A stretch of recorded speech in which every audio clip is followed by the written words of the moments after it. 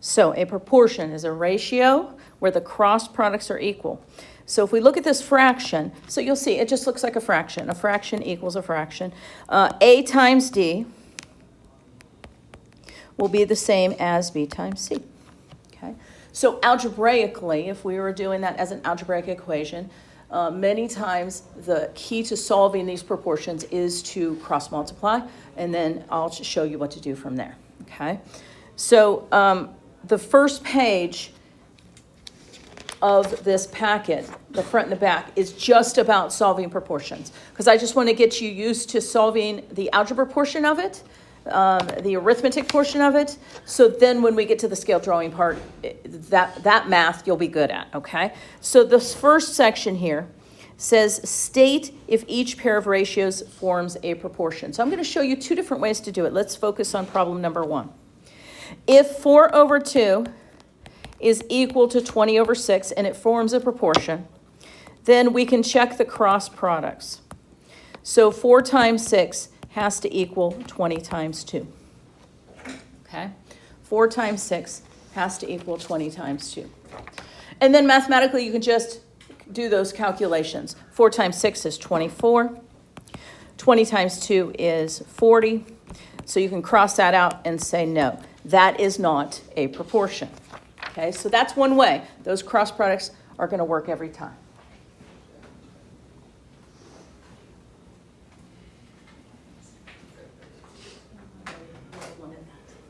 Okay, so that's one way. Cross product is going to work for you every time. As long as the cross products are equal, it is considered a proportion. Okay, now let's go to number 2. I'm going to show you a different way. Fractions are equal if also their decimals are equal. So let's put into our calculators, if you have a calculator by you, 3 divided by 2, and let's see what we get. We get 1.5. And then the second fraction, if you put that into your calculator, 18 divided by 8 is 2.25. Since the decimals are not equal, the cross product it won't be equal either. So this is a no. But let's do the cross product just to check, okay? So if we have our cross product, we're checking is 2 times 18 the same as 3 times 8. Well, 3 times 8 is 24. 2 times 18 is 36. No, they're not equal. So you can see whether we did the check the decimals, do they match, or check the cross products, do they match. Both of those things are going to help us.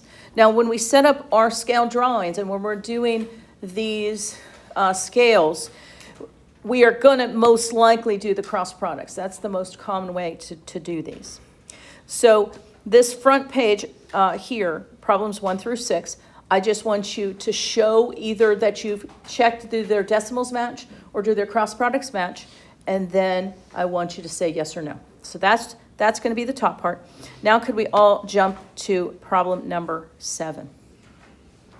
Now problem number 7 is a proportion set up like you would see in an algebra class.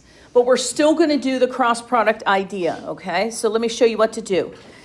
You're going to do, and sometimes if I did it on with pencil, I would physically circle them.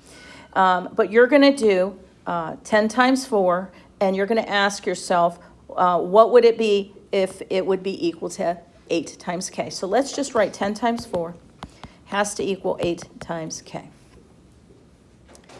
Now, the one that's a physical 2 numbers, you're going to physically multiply those. So that's going to be 40. And then the other one you can write as 8 with the multiplication dot by the k, or you can write 8k. Those mean the exact same thing. So I don't care how you write it. If you keep the dot there for multiplication or you don't, it doesn't hurt anything. It doesn't change anything. It's up to you. Okay? And now, what mathematically is the opposite of multiplication? Division. So in order to solve this, since we're multiplying the k by 8, mathematically, to undo that or reverse that, we're going to divide by 8. So our answer would be that k is equal to 40 divided by 8, which is 5. Now, all of these can be checked very easily. Let's talk about how to check it. If we put 5 where the k was sitting, 10 over 5 equals 8 over 4. The cross products should now match and be the same.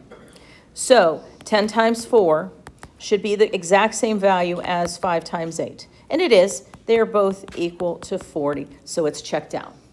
So even if you don't check it on paper, unless the instructions say that, you can stick the k in the value of k into the proportion, and if you check your cross multiplications, those cross products, they would be equal. Okay, everybody good with 7? Now, what you might notice is the two numbers that are across from each other, we multiplied. The number we didn't use, we divide. That happens every time. The two numbers that are across from each other will multiply. The one we don't use will end up dividing off. Okay, so let's check that with 8. Which two numerical number parts are across from each other? Which numbers are across from each other? 10 and 10, okay? So those two we're always going to multiply, and this one we're going to divide. Okay, so let's check. So if we do our cross products, m has to multiply by 3. You can just write that like that. Or you can put 3m in an algebra class. That's perfectly acceptable. And then we're going to do these two, 10 times 10. So 3m would equal 100. Now, here's one where 3 doesn't divide evenly into 100, so I want to show you how to write it. So we still have to divide by that 3. Still have to do that. Now, if you just write 100 over 3, you're good. That's correct. It can't reduce. It can't change. 100 over 3 is perfectly acceptable. If you take an algebra class in your future, calculus, like when I teach calculus, 100 over 3 is sometimes more valuable than trying to change it into anything. Okay. But if we're doing a scale drawing, the actual mixed number, you might recall mixed numbers back in the day, sometimes can be helpful. You just do that. 3 goes into 100 33 times with 1 remaining. So it's 33 1/3. The ABC button on your calculator.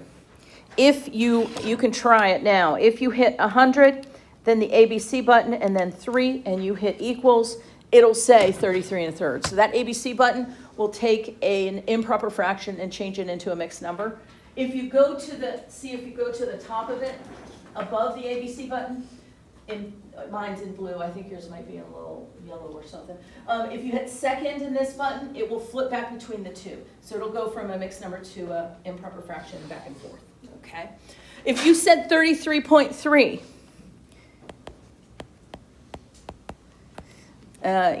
back in elementary school, we put the little bar over top to say it's repeating.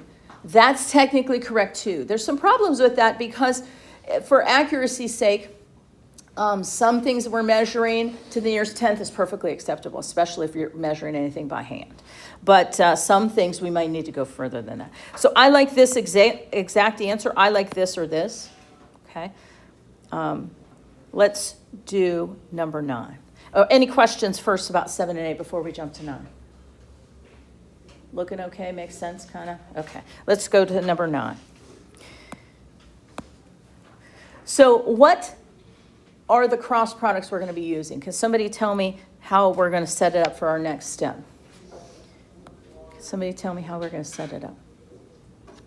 Who wants to share? Dan, what you got? How would we set up this problem based on what we were doing before? Cross multiply. So what are we going to multiply? Tell me. 2 and 9. So 2 times 9 and 7 and x.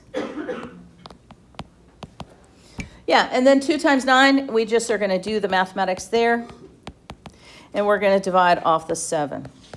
Now, 18 is not divisible perfectly by 7. It's not a reducible fraction. There's nothing that goes into 18 that also goes into 7. So writing your answer as 18/7, I'm going to accept. That's perfect. Okay, so feel free to leave it. If you put 18/7 into the calculator using that ABC button, 7 goes into 18 2 times with 4 remaining. So a 2 4/7 is also acceptable, especially if we were measuring, we may need to write it like that. Everybody good with those? Okay, let's see if there's any other one that's weird. No, so your job for the remainder of class is to get up to 22 done. I am going to collect them when you're done, or you can come set them up here on the standing desk for me when you finish up to 22, okay? And that's what we're going to be focused on this week, but we'll start doing applications of this stuff, I think even tomorrow, okay? There you go.